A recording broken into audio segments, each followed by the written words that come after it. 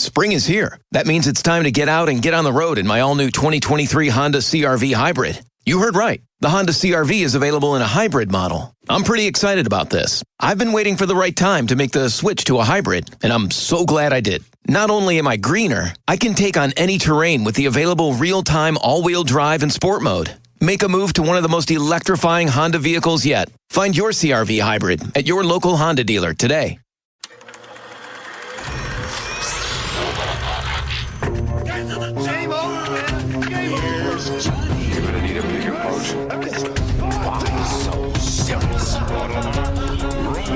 I am Iron Man. This is a tasty burger. Welcome to the InSession Film Podcast. Welcome to the new podcast presented by the female film critics of InSession Film. We are speaking, we love movies, we're Women in Session.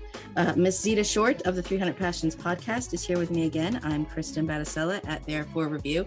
We have a new voice to our podcast. I keep saying the word new. We've been here almost a year now, Zita, but we're adding a new voice. InSession Film, of course, has been going on 500 episodes. Eve O'Day is with us. She is at Eve on Film, and your website is also eveonfilm.com. Eve has written at InSession Film and Next Best Picture. I know I'm going to have trouble saying that now 3 times fast. Eve, thank you for being here with us. Thank you so much for having me. Yay. We are going to discuss our top 4 favorites of the 1940s. I'm doing a lot of tongue twisters today, right? And this is a topic we've come back around. We've touched upon a lot. We've been doing a lot of different classic directors recently. And Zita and Eve said they're both going to surprise me with their favorites. I said, let's dwindle it down. 4 goes with 1940s. And Zita, I just want to toss out some of mine. Actually, we have already discussed in a lot of our previous classic episodes. Some of our dear listeners, I think we've got some listeners out there because we keep getting a lot of Twitter love, however hot mess of a Twitter is. We keep getting some likes and shares, and thank you. So we've already talked about Casablanca and the Maltese Falcon, I think recently, Red River, It's a Wonderful Life, of course, for Christmas, and Spellbound and Rebecca for Hitchcock. And I know at some point we talked about The Heiress, Zita. I'm not sure if it was on a Montgomery Clift episode or not, but I know that's also one of your favorites.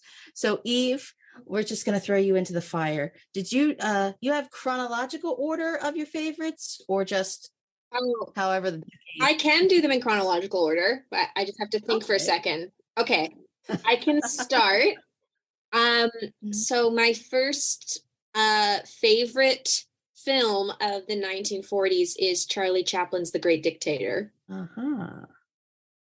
I suspected you were going to say that because I did a little research, and that is on your top 100 list on your website at eveonfilm.com. It sure is. Okay. So tell us about it. Why is that? That's your number 4 choice? Oh, I'm not ranking them. I'm just saying them in kind of a chronological order from the earliest to come out. I just am definitively a Charlie Chaplin fan. I feel like there is always the great debate about the useless debate, in my opinion, of whether or not you're a Buster Keaton fan or a Charlie Chaplin fan. I don't think that debate is particularly fruitful in any way, but if I had to pick a side, I would say I'm more of a Charlie Chaplin fan because his films always make me laugh and cry in equal amounts, and it's very hard for a filmmaker to make me cry. I don't break very easily, but his films just have this beautifully optimistic outlook on life, and they just tell these really almost fable-like stories, these romances, these stories about perseverance and about just what it means to sort of be a good person and to sort of, love thy neighbor, as it were. And for The Great Dictator, this was his first feature-length sound film, and I just think it really captures a sort of aspect of what World War II was that Hollywood itself was kind of afraid to talk about, and basically every Hollywood war film, there's actually almost never any mention about the Holocaust or the European Jews and what they're going through. And Charlie Chaplin actually was brave enough to say, like, this is what we should be focusing on. America there's people who are actually suffering, and he sort of reuses this tramp character he inserts his iconic tramp character into this like social travesty, but it still keeps the levity and the brightness of his past films. And I think Paulette Goddard really shines in this film. She's fantastic as well. That's that ending speech, of course. Yeah, but I mean, most people, when I think of Chaplin, you don't think of something as so late as 1940, but the way he reinvented the comedy for the sound, for the causes at the time. Zita, you are a silent and 30s connoisseur. How do you feel about Chaplin and the Great Dictator? Oh, gosh. Oh, no. Uh-oh. I guess as an intro, as a positive, I'm a big fan of Monsieur Verdoux. So there is a film of his that I do love, that I do appreciate as probably one of the most merciless takedowns of capitalism that has ever been brought to the screen. Just a vicious film in so many regards. So dark, so good, so sort of deliciously subversive, and really a film that kind of gets to the heart of the matter in a way that a lot of other satires that attempt to take aim at the same sorts of problems tend to meander a bit, tend to be a bit more self-satisfied, are not quite as brutal or shocking. And I really admire the fact that in 1947, he made a film that was so horrific in so many regards, and you sort of can't believe that this film got an Oscar nomination for its screenplay in the same year that things like The Bachelor and The Bobby Soxer were doing really well with the Academy. It just seems insane.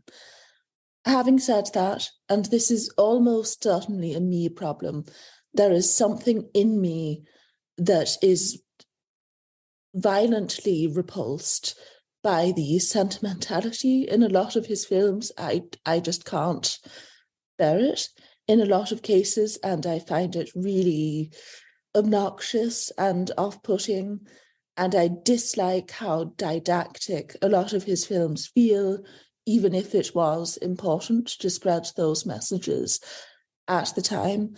So for that reason, I would say that I tend to gravitate towards other silent comics. And I think, as Eve pointed out, I think it's a very astute observation. Comparing Keaton and Chaplin is really like comparing apples and oranges. Yes, they were two of the three biggest silent comics of the era. Yes, they both pushed forward the medium in so many ways, but the focus of their films on a social level, you could say from that perspective, is so wildly different that you could easily imagine a lot of people disliking one and loving the other. And so I think presenting it as this Sophie's choice of, ooh, which one do you like better, is a bit misleading. Anyway, I adore Buster Keaton. I think I just worship the ground that he walks on. I do find so much to appreciate in his work. And there's kind of a visual poetry in something like The General that I'll admit I just don't find in Chaplin's films, with the exception of Monsieur Verdoux. I have never found him funny. Miss Zita Short, I expect nothing less. We love mess, we love debating and point counterpoints, and we have our first guest, Eve, joining us, and you're like, oh, I agree about the Charlie Chaplin. Well, Kristin, you did lead me into it, to be fair. It's all my fault. I know. I love the mess. I love creating chaos and trouble. So, Zita, what is your surprise pick? You're going to give us one of your top four. We're going to let Eve have a go at one of your favorites. Yes. So one of my absolute favorites is David Lean's Brief Encounter, which is just a beautiful film about a doomed love affair that really has to come to an end before it's even gotten going. And it's possibly the best film ever made about longing and unfulfilled dreams, and also just the agony of life in suburban Britain during the post-war period. It has so much to say about just how crushingly boring it must have been to be a housewife or an ordinary working man during that time. And you really do get a sense of how much that could bog a person down, even when nothing traumatic is occurring, even when everything is meant to be returning to normalcy. There's still a feeling that there is something deeply wrong, that there is something deeply unsatisfying about this regimented way of life. And as a movie about a love affair, it has real substance, because I think it acknowledges more than most films that Celia Johnson's lover, in this case, is really filling in certain gaps for her. It's not just that she is attracted to this man and would like to run off with him. It's that there is a part of her that is deeply unfulfilled by her family life. And I think one of the brilliant choices that the screenwriter made in adapting Noel Coward's still life was to make the husband a really nice guy who seemingly does love his wife, does in his mind think he wants the best for her, is not abusive, is not dismissive, is not, at least intentionally, emotionally distant. And yet that is still dissatisfying for this woman. And getting to go into London once a week in order to shop and to look around just isn't enough. She's cooped up in that house. It's not happy. She's having to deal with all of these financial limitations, and that's an extra stressor on her. And at the same time, there's this man in her life that, oh, this could be a new beginning for me. And the fact that it's so illusory that it immediately gets snatched away from both of them is utterly depressing. It's exquisitely understated. Every moment is played perfectly. And there are a couple of scenes that are seared into my memory forever, such as a sequence in which she is riding home on the train and thinking about this love affair that she might begin. And she reflects upon how sort of agonizing it is to know that these feelings will eventually fade, and she'll become sort of sensible again and realize that, oh no, all of this was quite silly and I shouldn't be thinking about this. And then she thinks, no, I don't want to be logical. I don't want to be the sensible housewife. I want to feel these emotions, even if they are self-destructive and damaging and painful. And there's something so beautiful about the manner in which it is expressed. The cinematography is fantastic. Celia Johnson gives an all-timer of a performance, and David Lean's direction is so subtle. If you're only familiar with his later epics, this is a great introduction to his early work, because his direction is so unobtrusive, but whenever he does make a bold stylistic choice, it almost becomes avant-garde. The scene in which she attempts or seriously considers committing suicide is staged in this nightmarish manner. It's like something out of a horror movie. And I never expected that out of him. It's, I'm just going to go ahead and say it, it's the greatest British movie ever made. Oh, now, Eve, I know this was also on your top 100 list. Yeah, I don't think I could possibly add anything to that. I agree. Brief Encounter is a brilliant film. I remember the first time watching it and it sort of ending and you just having that feeling of there's a few films that you can sort of say are perfect based on the just sort of wholeness of them and the sort of completeness that you feel watching the film and the everything being so intentional and in place. And I would consider this one of those films. I basically reiterate everything you say. Zita, can I ask, are you English? No, I'm Kiwi, but I guess Oh. I can relate to parts of it. You have such an interesting accent, if you don't mind me saying. I've never really heard anyone speak like that. And that's just an observation I've had. You have a very interesting voice. Oh, thank you. That's very kind of you. Well, because you said, I thought, oh, she must know what she's talking about, because I thought you were maybe from England. But so yeah, I do wish I kind of had more to say. I feel like she just articulated it brilliantly. So I'll leave the floor to her.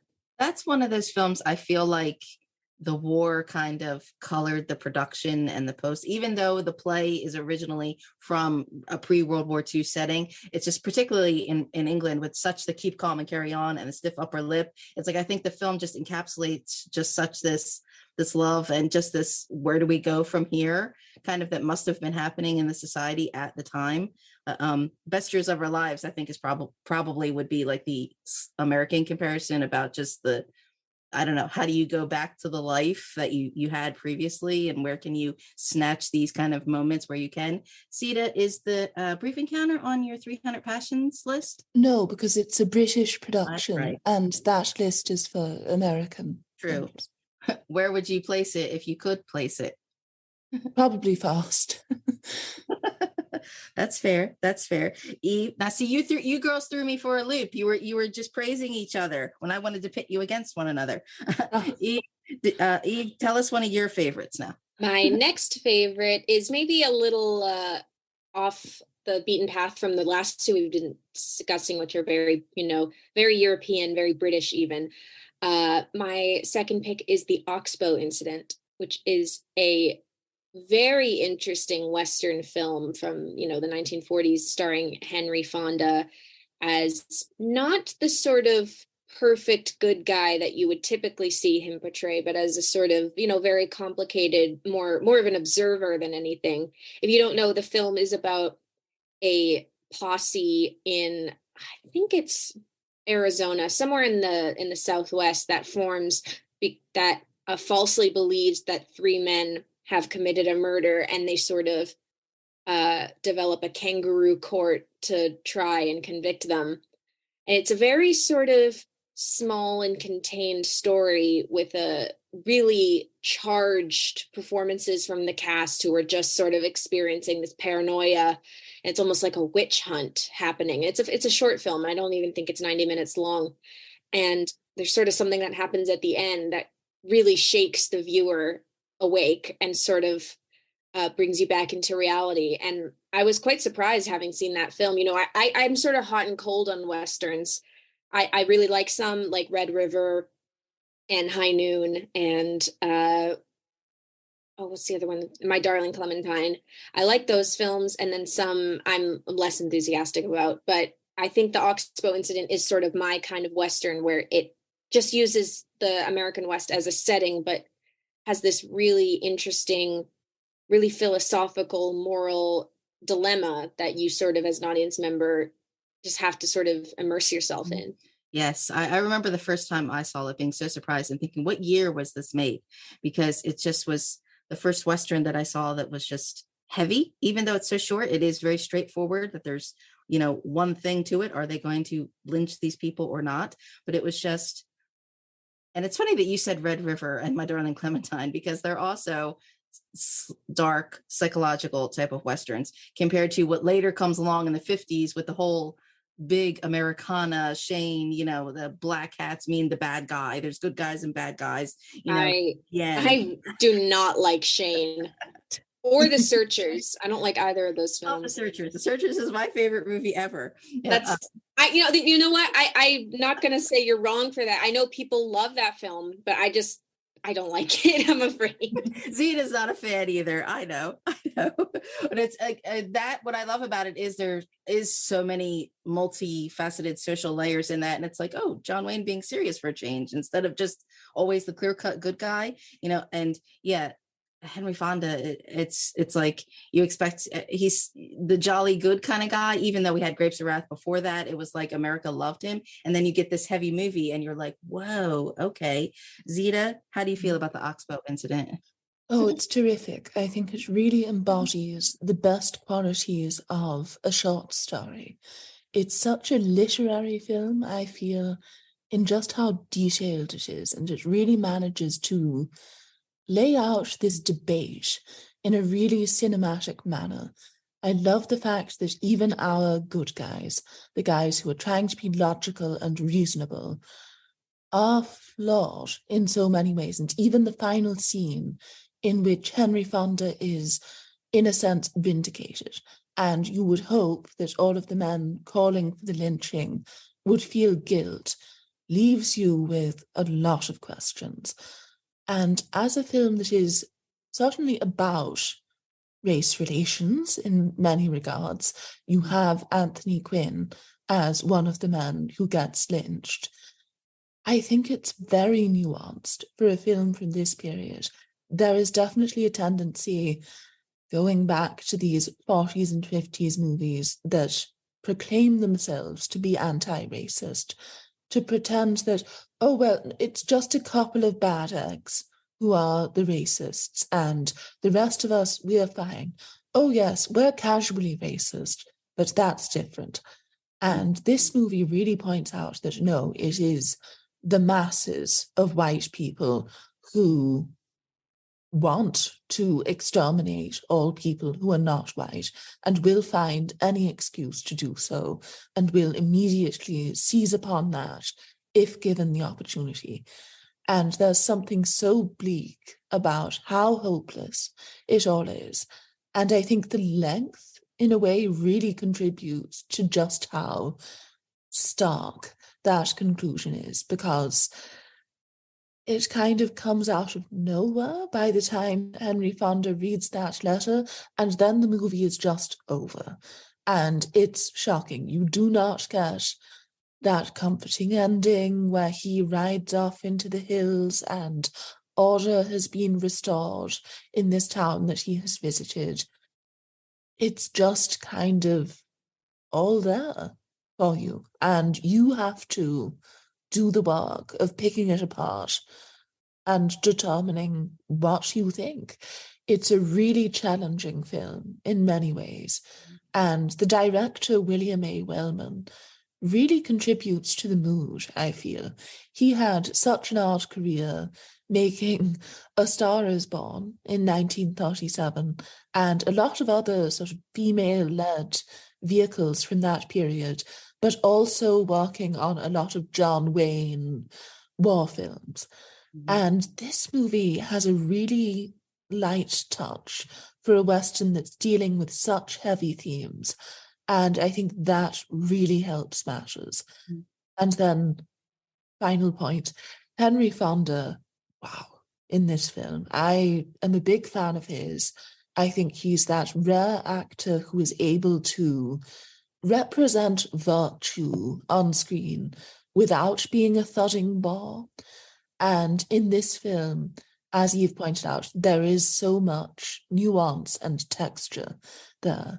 And even more than his Tom Joad in The Grapes of Wrath, this character is a good guy, but he does have his flaws.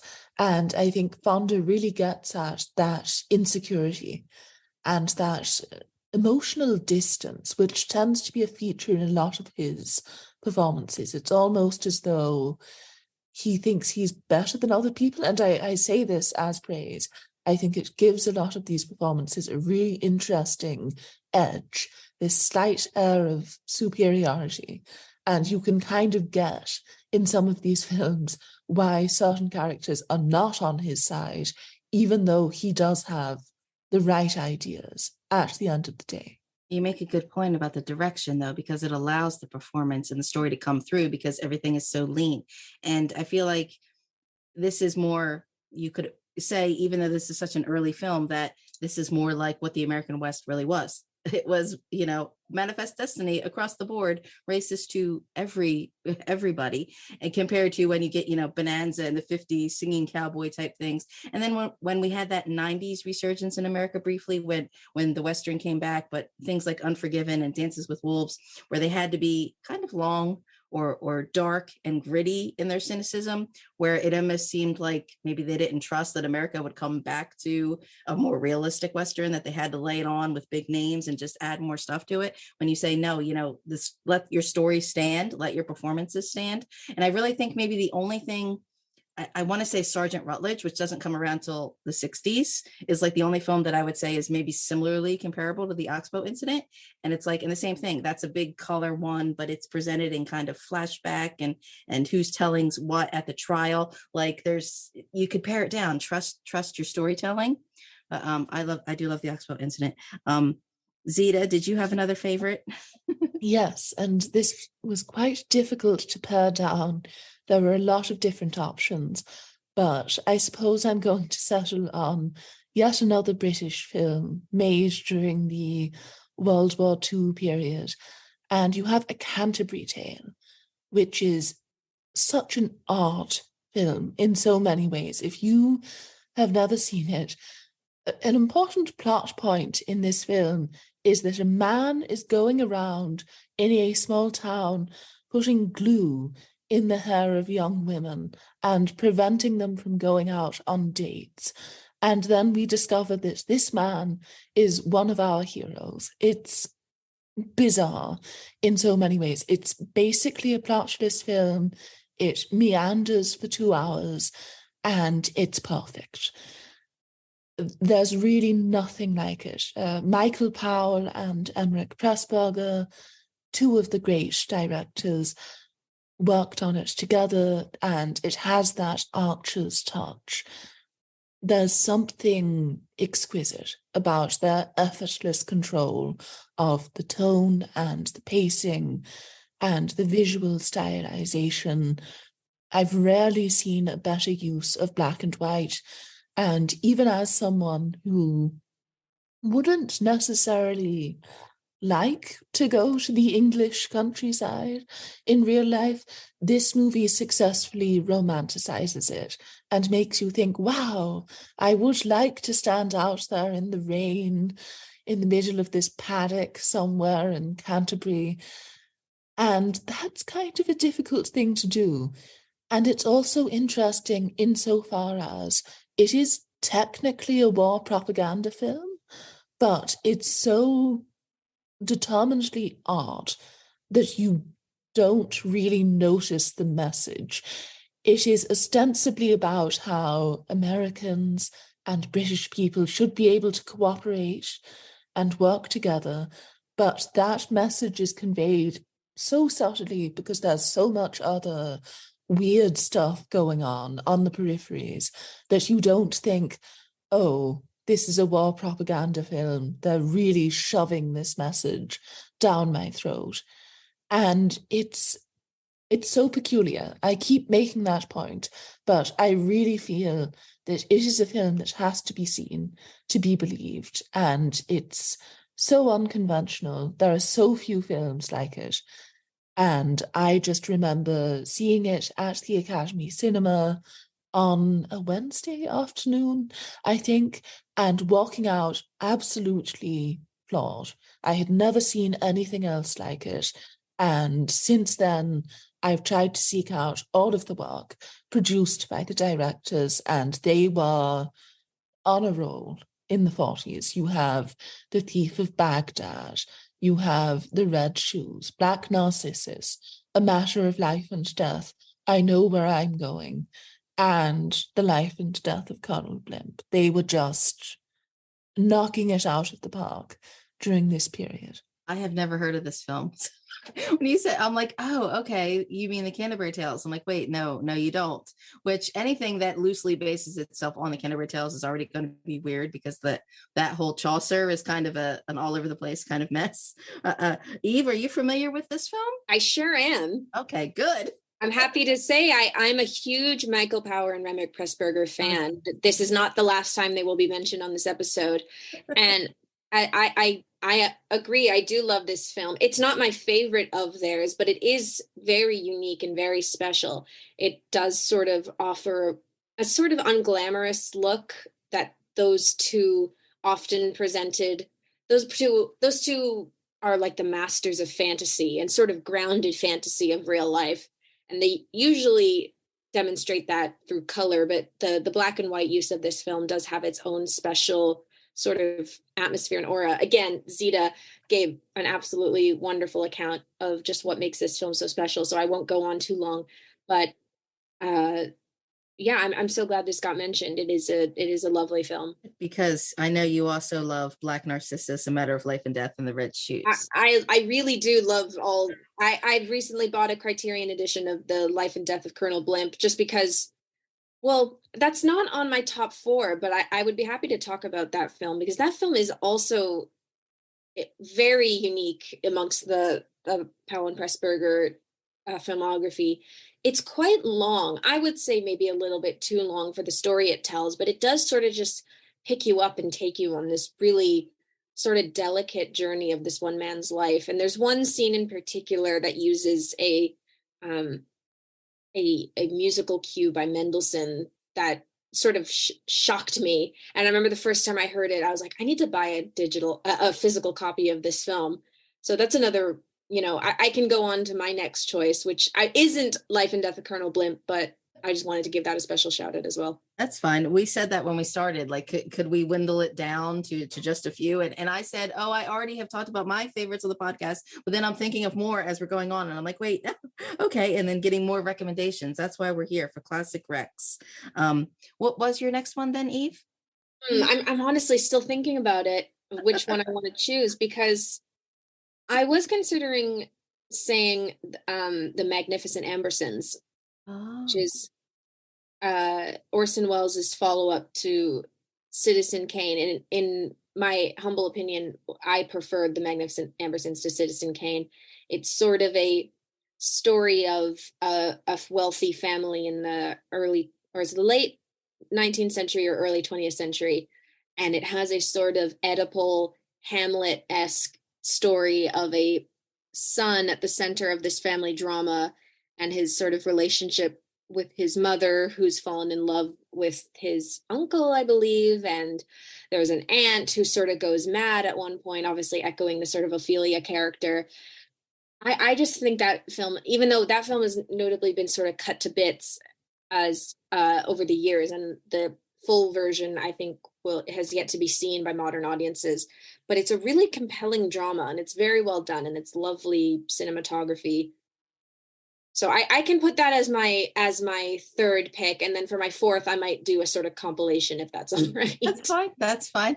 Have you ever seen? There was a TV version, I think, late '90s. I want to say with Jonathan Rhys-Meyers, where they. No, I haven't. It was like I think it was like 2 parts. It's fun. I have it on VHS because I don't think it's available on DVD, where it was like a 2-part, like AMC or A&E, like mini series, where they took what they had of Wells's script and tried to do a complete version as possible. So there are some scenes where they're doing their letters and their epistles where they're kind of talking at the camera. So some of it's a little uneven for the presentation, or maybe it feels older for if you're trying to make a new miniseries, but I really enjoyed it. I thought the performances were great. I want to say Madeline Stowe, I think, is in it.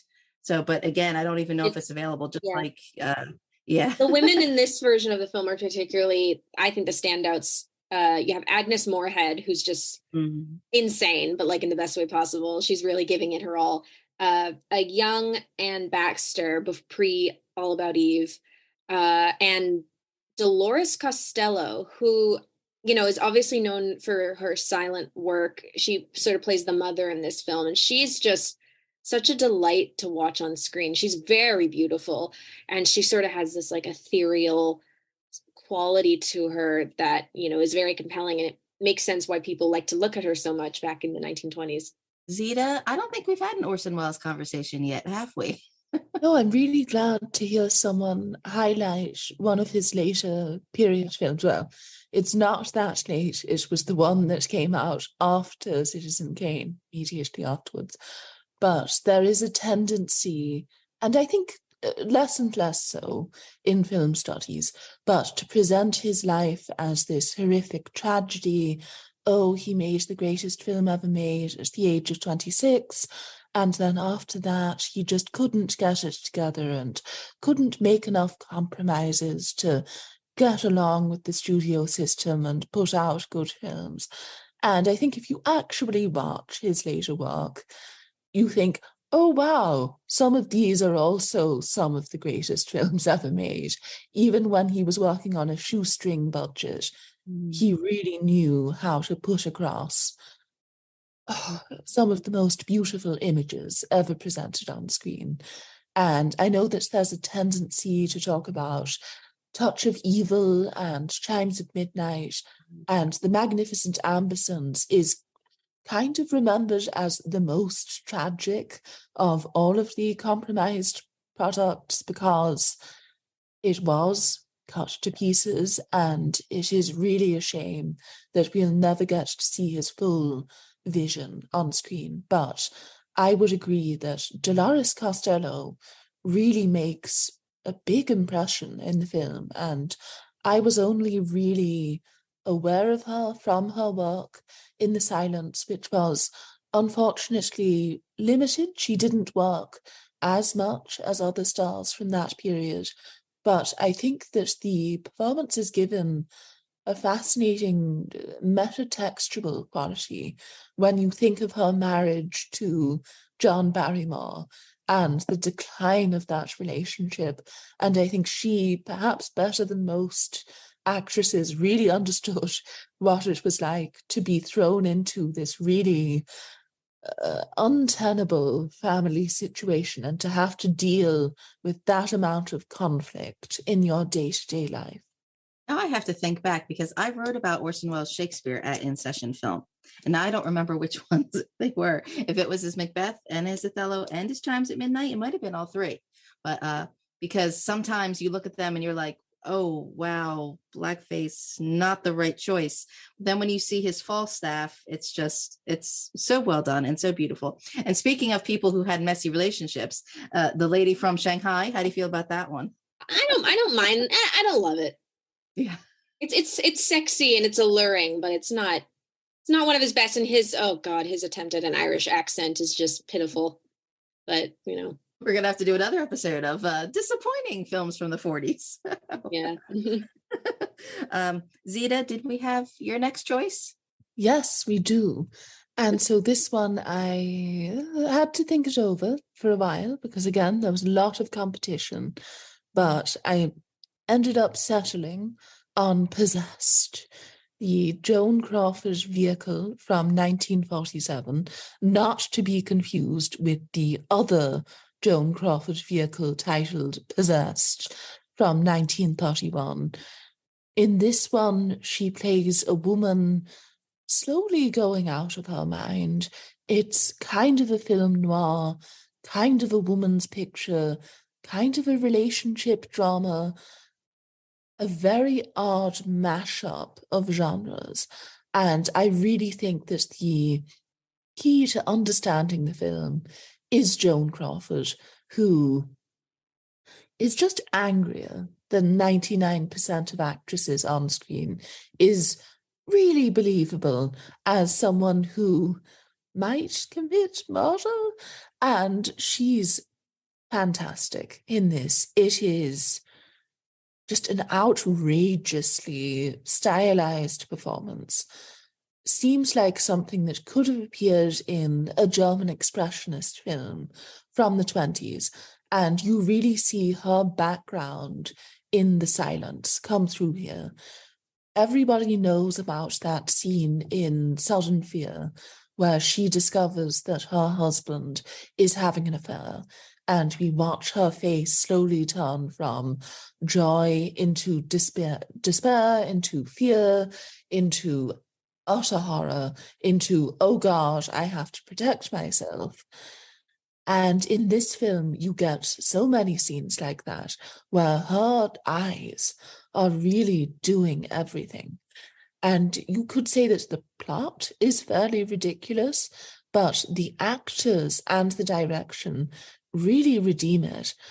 Van Heflin, as the man that she is romantically obsessed with, gives such an intriguing performance because his character is basically just a layabout who doesn't really care about her. It's not so much that he's overtly cruel, he's just indifferent towards her. And he was such a great character actor because he's so cynical on screen. He really projects this disaffected air. And his presence in the opening scene, in which she is begging this man to stay with her, is sort of funny in a way. You have Joan going all out, looking desperate, looking wild-eyed, looking faintly threatening. And then he's just there kind of shrugging. And it's a great film because you get so many contrasts like that. All of the actors in this cast come from very different backgrounds, and it does show. You get the clash of these acting styles. And if you're not a fan of Joan Crawford, I can't imagine anyone not being. But I think that this is one of the films that you really have to see to understand why she is such a pivotal figure in Hollywood history. And her style of acting is certainly unique. A lot of people make the argument that she had limited range and didn't evolve as much as other performers. But this movie, it's like watching someone have to do acrobatics.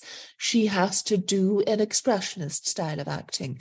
She has to be vaguely naturalistic in other scenes. There are so many contortions that she has to pull herself into. And I was amazed by her work. And then just briefly addressing the direction, Curtis Barnhart really gets overlooked for his work on this film. This is not ranked up there with films like Out of the Past and Crisscross. And I think it deserves a bit more credit than it gets. A lot of the compositions in this film are as darkly, hauntingly, ethereally gorgeous as anything that you get in those other noirs. And the final scene in which Joan Crawford, who is trapped in a mental hospital, finally wakes up, that shot is terrifying. It made me gasp when I first saw it. And again, a film that really has to be seen in order to fully understand how powerful it is, because I think you look at the poster, you think, okay, Joan, she's being dramatic, her lover has left her, I know what I'm in for. And you watch the movie and it gives you so much more than you expect. It's funny that you say if anybody thinks Joan Crawford is weak or one note, because I feel like it's also like, I like Van Heflin. He always seems to be like a macho man in a lot of the military movies, but I feel like he's lesser than her in the same way that Jack Palance is kind of lesser than her in Sudden Fear. So Eve, do you have a preference between Possessed and Sudden Fear? I had just written about Sudden Fear, I think, there for a review. So it's like, I don't think anybody could handle that kind of all in one face Joan Crawford, which to me goes back to The Unknown, with Lon Chaney. Yeah. I haven't seen either Sudden Fear or Possessed, but I will add, they're already on my watch list, but I'll move them up a little bit. I really sort of find Joan Crawford to be a fascinating figure. I do sort of think if we're looking for one person that we can point to as the emblematic movie star, I sort of think she's a top contender for that title, for both all the good things that come with that and all the bad things that come with that.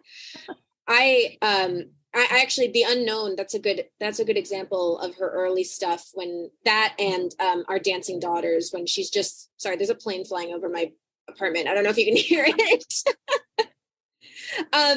But yeah, she really is this super bright, super energetic, just eye-catching figure when she's a young woman. And it's so interesting to see how she evolved over the years.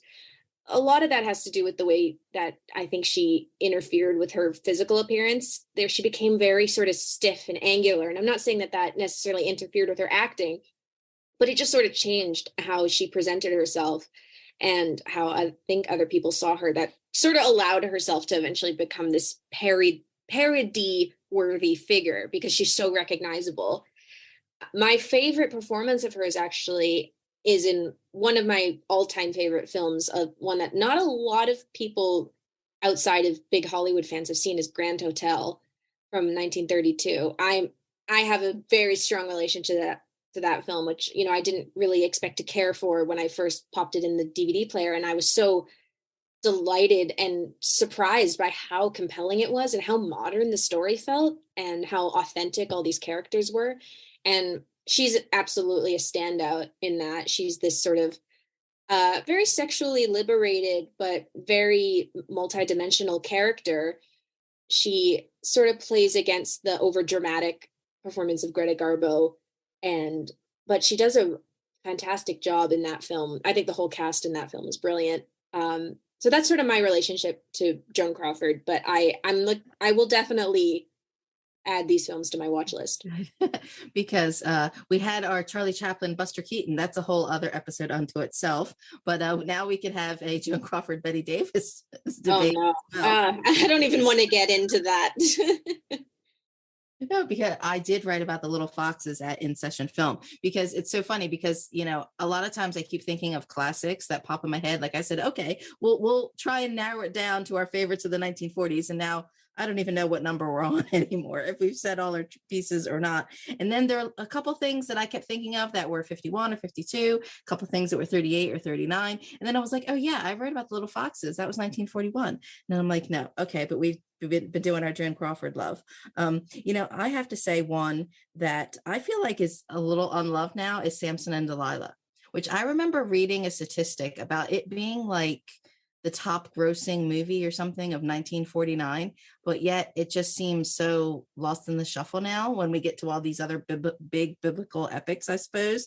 But, you know, I love the color and the costume, and, you know, it is kind of a wild biblical story, even though it's, you know, Victor Mature and Hedy Lamarr being Samson and Delilah, but it's just, I don't know, so crisp and so beautiful. And I don't think it's bloated like some of the other later ones are. Do you have any feelings, Eve? I'm not super familiar with a lot of the biblical epics of that era. I know which film you're talking about and how that sort of existed within Hedy Lamarr's career specifically, but it's not really an area I'm not familiar with. I want to say it was Edith Head costumes, which seems so funny because, again, if you're talking about, you know, ancient Judea and you're talking about Edith Head having to do the work, but it's just a chance to look at Hedy Lamarr. That's the whole reason. Just look at Hedy Lamarr. Are you interested in the styles and fashions of the era as well? Oh, yes.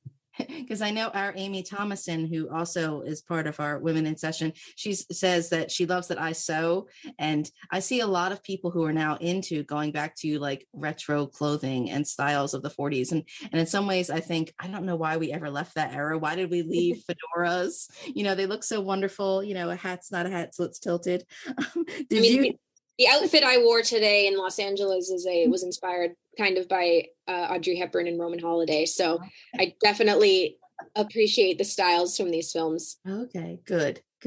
Do you have another favorite? Did we get yours? Yeah, I think we're coming up on my fourth choice, which I'm just going to cheat a little bit and just kind of talk about Powell and Pressburger in general. My number one favorite film of the 1940s is probably The Red Shoes. Mm-hmm. You know, and I do sort of think it is probably their best film because it just ticks every box. It's extremely sophisticated story. But it's also so fantastical. It's gorgeous to look at. The ballet scenes are stunning. The acting is great. The relationships within the characters are great. It just looks so beautiful, even in the simplest moments, even in the moments that aren't, all that colorful. You just can't look away at any point, and it really just effortlessly creates this magical atmosphere. So I would be remiss if I didn't talk about that. And then I'm sort of I don't know if this would be my I can't really pick a second favorite of Powell and Pressburger, but I would not want to have this conversation without mentioning A Matter of Life and Death, which was much like when I saw Brief Encounter for the first time, one of those films where I kind of said, that was a perfect film. That was a all-time great film. It's this just beautiful story about a British pilot in the war whose plane gets shot down and presumably dies, but somehow survives, and heaven, the sort of bureaucratic organization that is heaven, has to get him back. And it creates this sort of ruckus on earth and in heaven between the pilot, who's since fallen in love and wants to stay on earth so he can be with the woman that he loves, and the angels up in heaven who don't want the system to sort of be broken. So they bring so there's like a trial, and there's all these like historical figures involved, and it's just this, it's sort of unbelievable that any two people, I suppose maybe it's just based on a story of some kind, but the fact that two people just brought this story to screen and made it work, and it doesn't go too far at any point. It's just stunning. It's really, really beautiful. I'm just looking up the name of an actor. I do really love David Niven. He's a favorite of mine, but I want to bring up let me just find him. Oh, Roger Livesay, who is the titular Colonel Blimp in The Life and Death in Colonel Blimp. He has a supporting role in this film, and he's a great on-screen presence. He's very natural. He's very believable.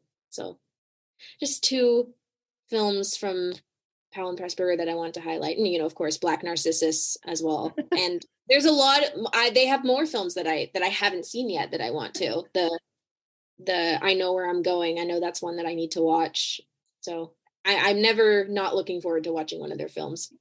I think it's interesting that we've been across the board in the decade, all different years, but for the most part, we've been talking about black and white films until we got to The Red Shoes, I think. And I remember seeing The Red Shoes the first time, kind of around the same time I was probably discovering classics and like The Wizard of Oz, going from, the black and white to the color. And it's funny, I feel like the 40s kind of, I don't know if they belong black and white is a weird thing to say, because we tend to think of the post-war 50s big musical production, colorful type things coming along. And I'm like, no, certain things maybe are just meant to be the silver screen. Like Montgomery Clift, he only did 2 color films. It's like, no, he's meant to be black and white. Zita, do you like The Red Shoes? Oh, of course. What a fantastic film. And so complex and dense in so many ways. I'm still not entirely sure that I've figured out what it's about. It's just endlessly watchable. And you have a lot of the Powell and Pressburger regulars or figures that they worked with multiple times popping up. The delightful Anton Walbrook as Lermontov. Very handsome devil, that one. Yes, absolutely. I think. Zita, Yes, you read about Black Narcissus already for InSession? I feel like you did. Maybe on your Deborah Carr list? Yes, perhaps.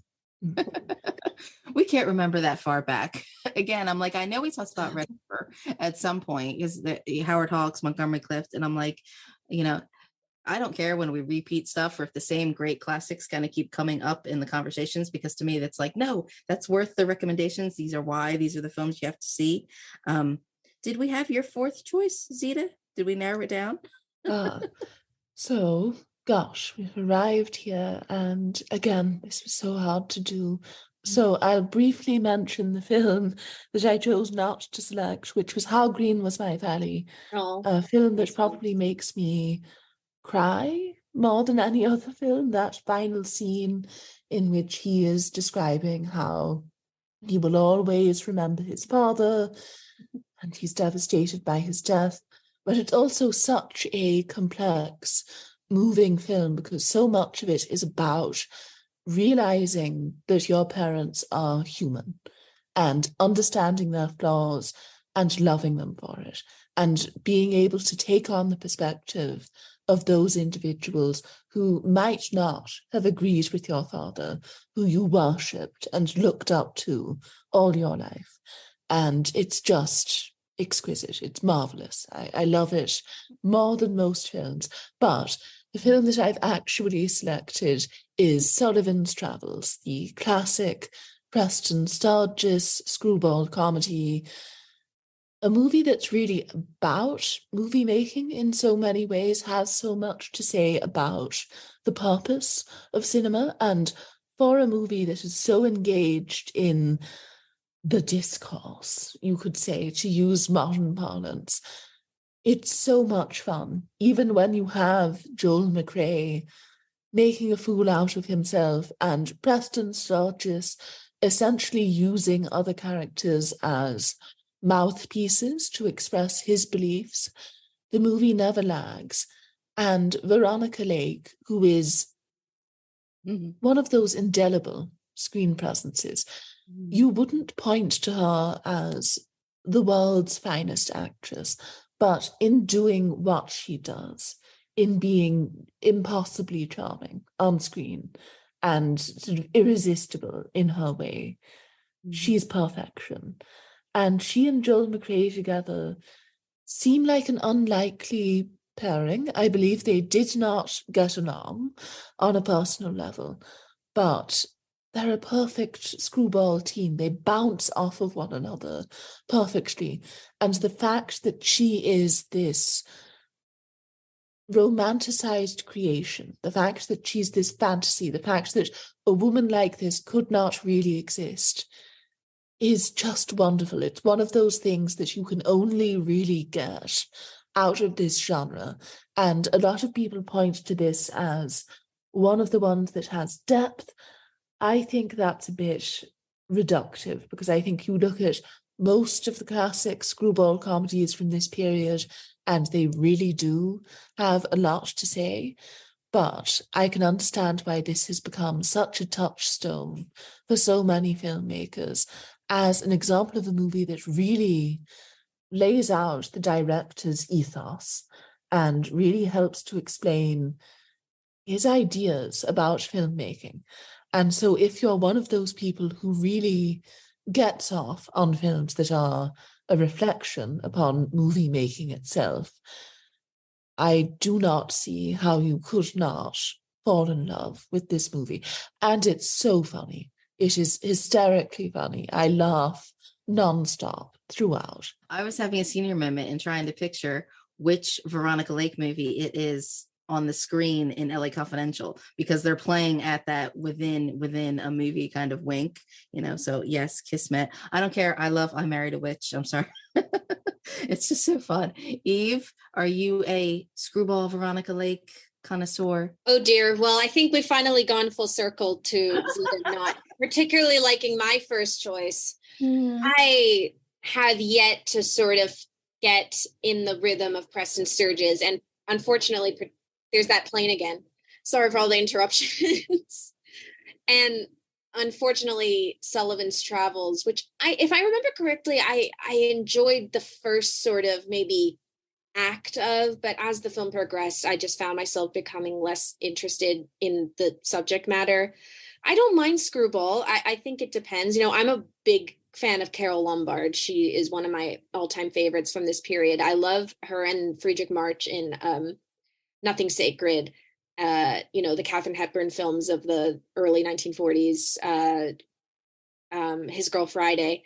So I don't know exactly what it is about Sullivan's Travels that doesn't really work for me. I think maybe just the story in general I don't find particularly compelling, and I don't imagine that the film made me laugh that much. I don't remember the details of why I didn't particularly enjoy it, but this one is just not for me, I'm afraid. So, backing up to How Green Was My Valley, I've said before on the podcast, I feel like we need to have like a sociologist who's also like a film person, because there's so many of these, like Sullivan's Travels. I feel like you have to really be on board with the wink and like the kind of commentary that they're playing at, like in it.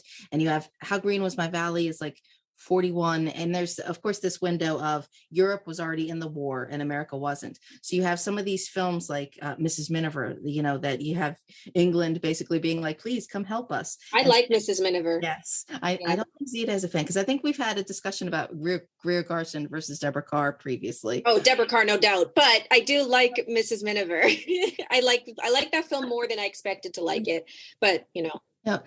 Is the 40s, Eve, the decade of cinema for you? No, I was sort of thinking about that going into this, if we would talk about the decade itself. It is a fascinating decade. And I guess if I had to pick of the 10 within the 20th century, I guess it would be one of my favorites, but I don't really sort of feel compelled to base which my favorite decade. I don't really know if I could choose one. I will say my least favorite is probably the 1980s, but then, you know, that's not counting like the 1910s, which is a little bit unfair.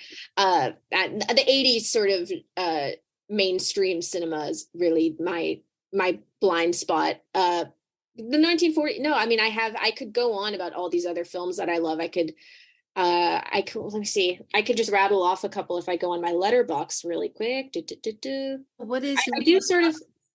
I'm sorry, your letterbox handle, is that also Eve on Film? It is Eve on Film, I believe.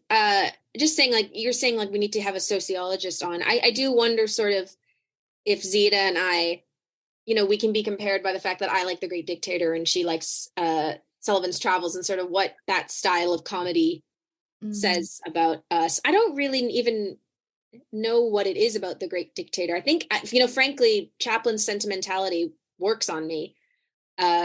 I like that it's funny, but it's not necessarily cynical. I'm not necessarily the biggest fan of cynicism, which I think is why I like Powell and Pressburger so much, because their films are so passionate and so genuine and very honest in a lot of ways. You know, I'm sure I could come up with example of a cynical film that I do enjoy. I try not to generalize. You know, if the film works for me, it works for me, and it doesn't really matter what genre it is. Let me see if I have a couple other titles I could reel off really quickly. Yeah, I mentioned His Girl Friday, Grapes of Wrath. It's a Wonderful Life, of course, but I don't even feel like I could talk about that. It's too much. Rome, Open City, just a foreign film.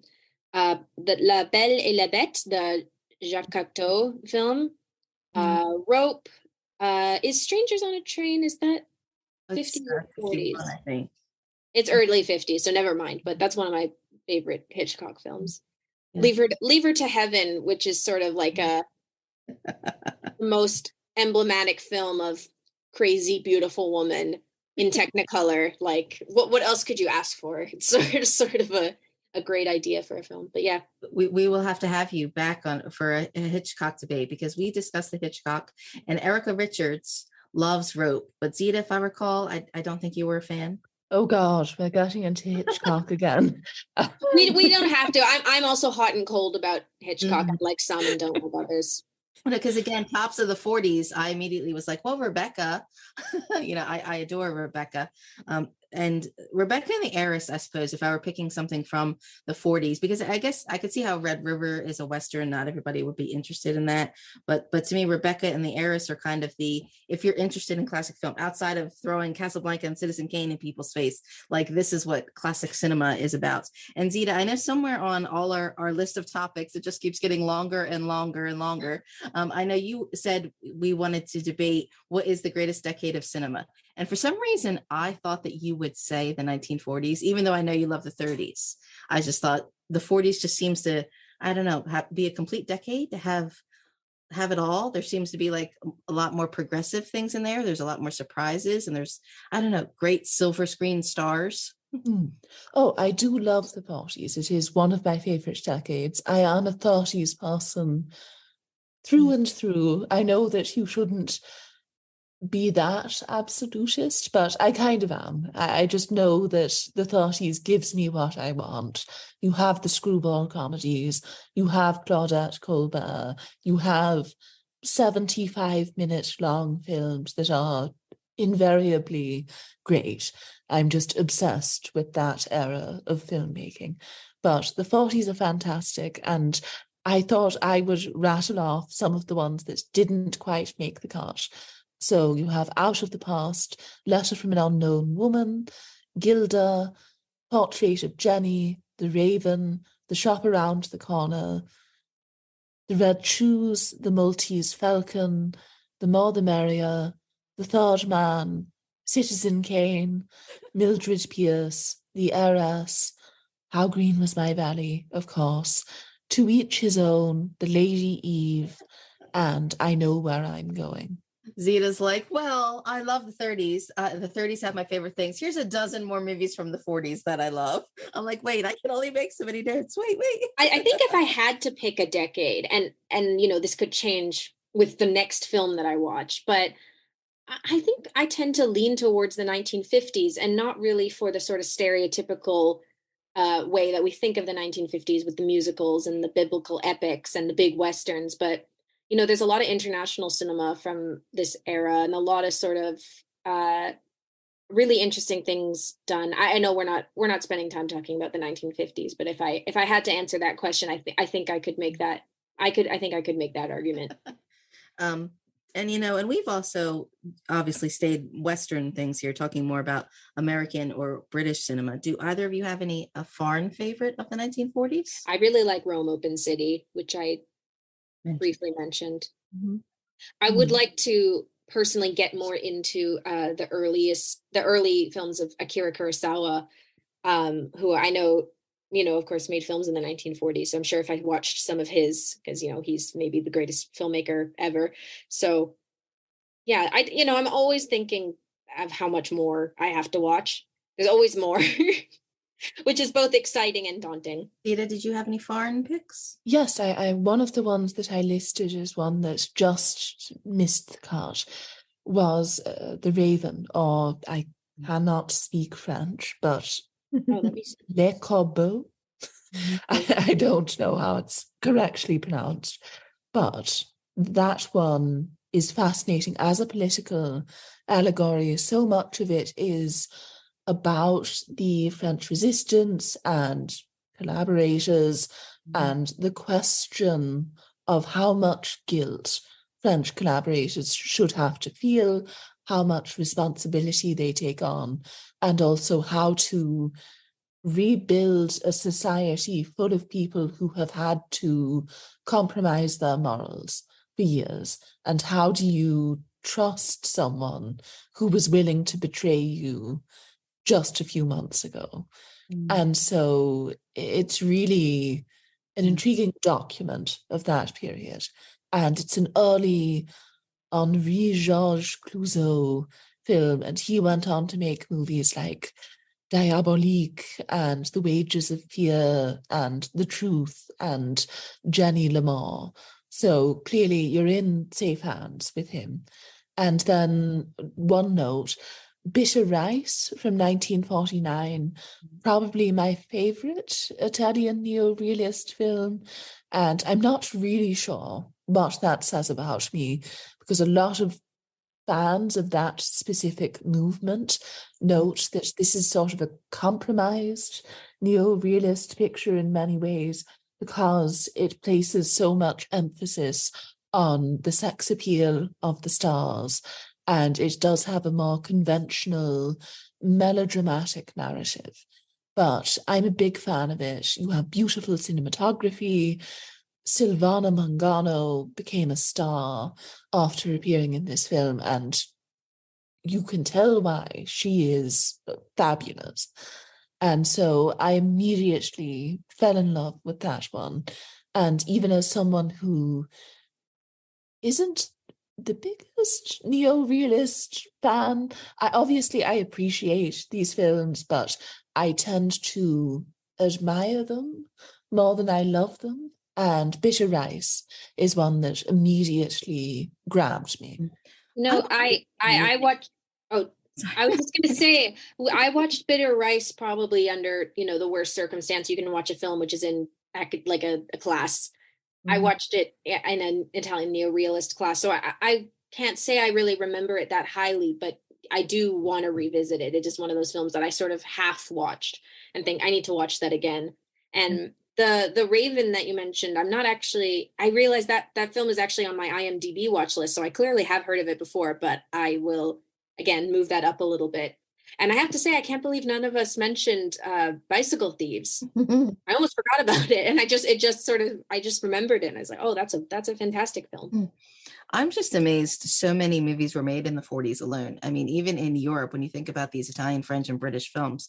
And again, sometimes I get on a high horse of people talking about, no, you have to watch classic films. Like we have a whole century now of, our life encapsulated in films. And to think of what's going on in the 40s, like, I still don't like watching things about 9/11. I'm like, no, too soon. And we did have a couple movies that came right after that. And you think that they had World War II movies being made during World War II, while World War II was happening nearby. And it's fascinating to think that now I guess we've almost had social media kind of replace that, and how we thought the moment the pandemic shut down everything, like, oh no, how are they going to keep making movies and TV shows? When you think, well, they kept making all this stuff during the war and talked about it within the war and got along just fine, sort of expressing these. And you had those musicals of like everything's happy, everything's fine, but then you had some of these really intriguing dark psychological films that again we come back to some of these you're saying, and I'm like, oh wait, that was the 40s, wasn't it? That wasn't a later film. Zita, how did you feel about Bicycle Thieves? Again, it's one of the films that I was referencing when I said that I admire it more than I love it. For me, seeing it, I saw it in an academic context, of course, and so it very much felt like an eat your vegetables movie. And I almost feel as though, and this is probably true of most films, but in order to really fully understand why people revere it so much, you sort of had to be there in 1949 when it wasn't as common to see these films that employ that realist aesthetic. And I was not there, obviously. I am not old enough to have been alive back then and mature enough to fully understand how important it was. So for me, I would not disagree with anyone who put it on a list of the greatest movies ever made, but it doesn't get me excited.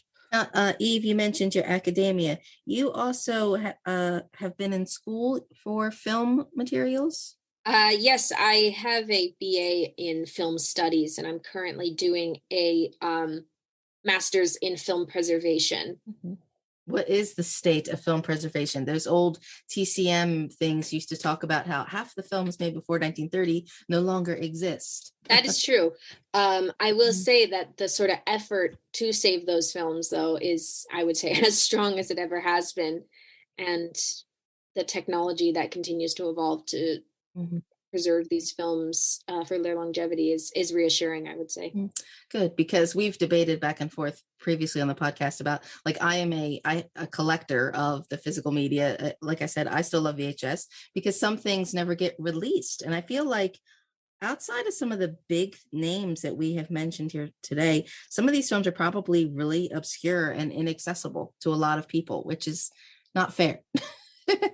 So many films, fall through the cracks, and not every old film is a classic.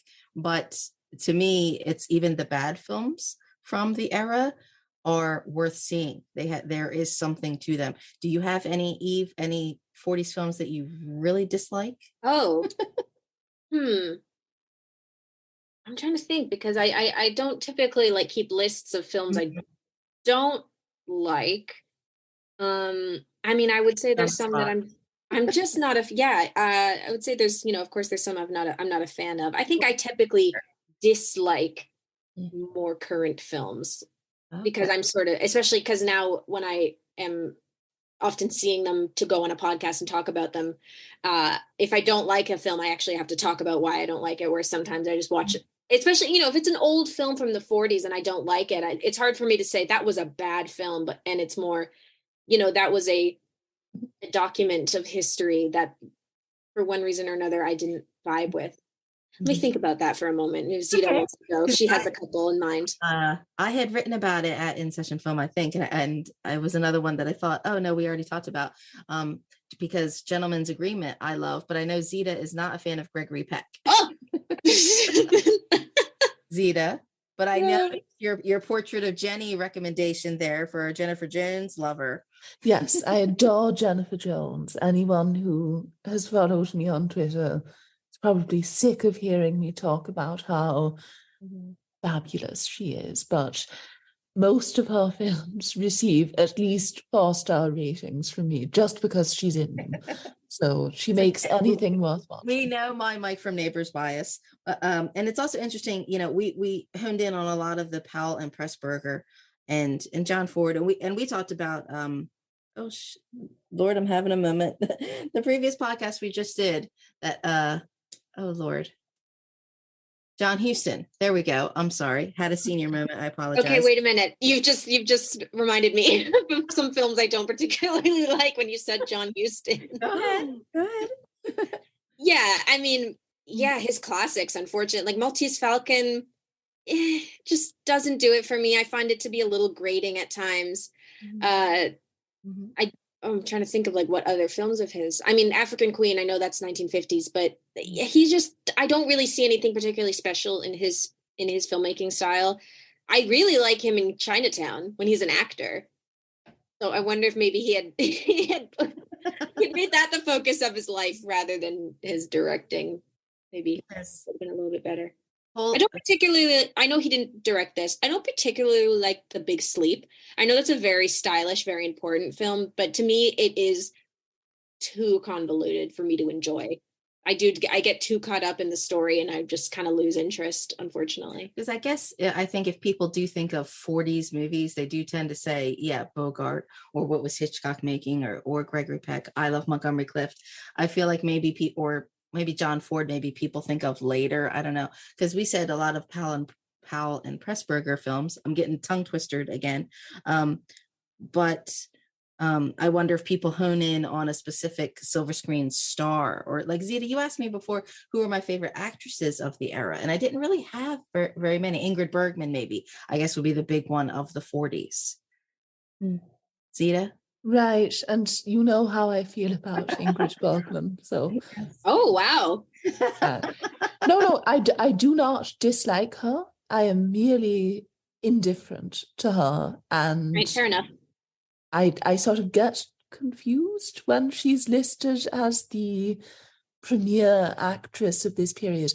In part because I think, looking at her career, so much of the work that she did later on, I feel, gave her more of a chance to shine. And you watch some of those late 50s films, and in particular her work in the 60s, and I feel as though she really came into her own during that period.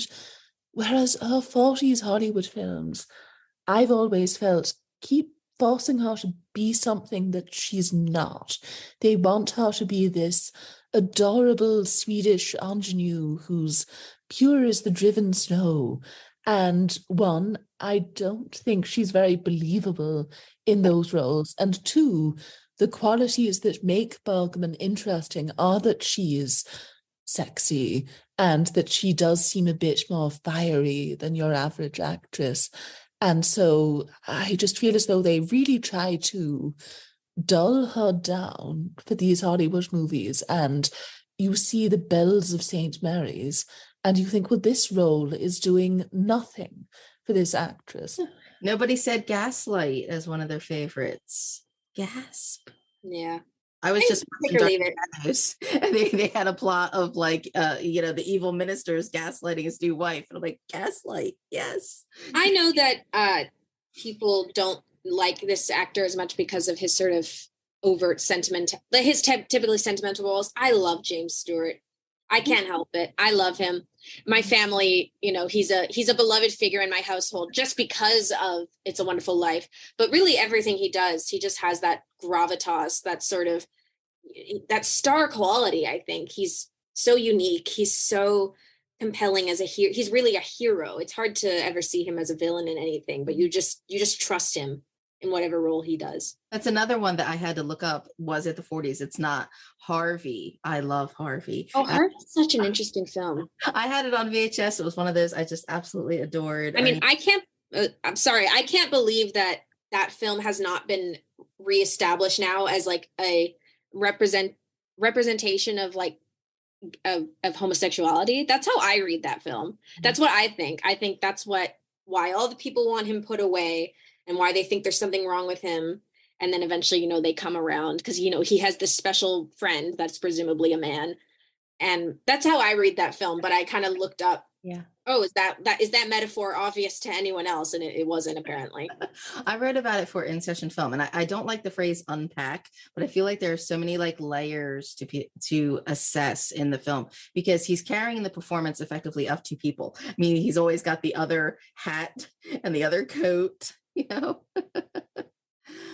You know, and it's just like he's opening and closing the doors and his relationship with his sister and the whole living at home. And you don't know if there really is a puka, but there is really something mentally wrong with him. But is there really, or everybody just misjudges him? You know, fascinating things. And that is based on, we can count that as the 40s because it is an older play. Zita, wrapping up here, I did want to ask you, are there more 40s films on your 300 Passions list? Yes, there are. There are a couple left to go through. Okay. Which ones did you write about In Session Film? Did you know? Well, Woman of the Year, The Shop Around the Corner, a selection of some of the more famous ones so far. Okay. Okay. What are you working on now at In Session? So at the moment, I'm trying to go through some of the classic, horror films of the 80s. So hopefully I can come out with something about that. Yes, I'm rubbing off on you, Miss Zita. Yes. Mm-hmm. And Eve, you're at Next Best Picture, where everyone, podcast listeners, Pod Nation, have heard you talking as well about a lot of more recent, you know, awards and hoopla and things. What have you written recently on any other 40s or classics? I typically reserve my writing about classic films for In Session. I admittedly, you know, the editors know that I've been taking a bit of a break because I am very occupied right now with my master's degree. I've sort of had to step away from freelance writing, which, you know, I do enjoy because it does give me an opportunity to talk about films that I love. But unfortunately, I've just had to sort of take a pause on that. I have recently written for Next Best Picture a sort of countdown of the sort of history of the Dracula character, the vampire character in film, with the film Renfield coming out. You know, that sort of parody of the Dracula character with Nicolas Cage. You know, starting as far back as Nosferatu. And then going to, of course, the Hollywood portrayal of Dracula with Bela Lugosi and the Spanish language version that was made at the same time. And then, you know, Christopher Lee in the 1950s, and then the sort of exploitation vampire genre of the 1970s with Blackula and the Nosferatu remake by Werner Herzog, and then sort of culminating with Coppola's version of Dracula, which is such a fun movie. If you've never seen that, I would highly recommend it.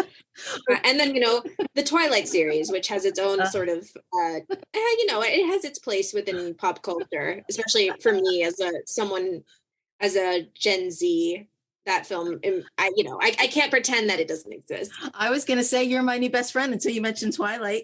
I didn't say I liked. Well, funnily enough, me and the gang at Next Best Picture, because of Kristen Stewart's Oscar nomination for Spencer a couple of years ago, we did a marathon of watching all the Twilight movies and reacting to them. It was really fun because they are ridiculous. And I would never ever say that these films are good, but I do get a tickle out of them. I do, like, they are a sort of just, you know, have a couple drinks with friends, throw them on, and just have a good time. I think they're perfect for word for it. I'll take your word for it. Fun. You'll have to come back come Halloween and discuss more horror films with us, because I know Zita's not a fan. Zita is at the 300 Passions podcast. That's your podcast on Twitter at 300 Passions, and you're at Zita_short. And I'm at Therefore Review. I'm Kristin Battestella. I don't know if I said my name, if I just jumped right into the debate, pitting you girls against each other. And Eve O'Day, you're at Eve on Film. And you write at Next Best Picture, tongue twisters yet again. And you can follow you also at InSession Film, or at InSession Film on Twitter is where you can find all of our latest podcast guru things happening. And the flagship podcast is also on Patreon, and you can see our fine gentlefolk on YouTube as well. Eve, this has been a lot of fun. Thank you for being here. Thank you so much for having me. I was so happy that I got to talk about all these films. I'm sort of remembering all these films that I love. I know. I'm gonna go back and watch that. That was a great movie. It happens all the time after I'm done with Zita. I'm like, oh no, I didn't mention this. I didn't mention that. No. Yeah, I'm sure I'll think of something.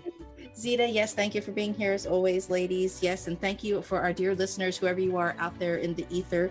Thank you for listening, and we'll see you at the next Women in Session.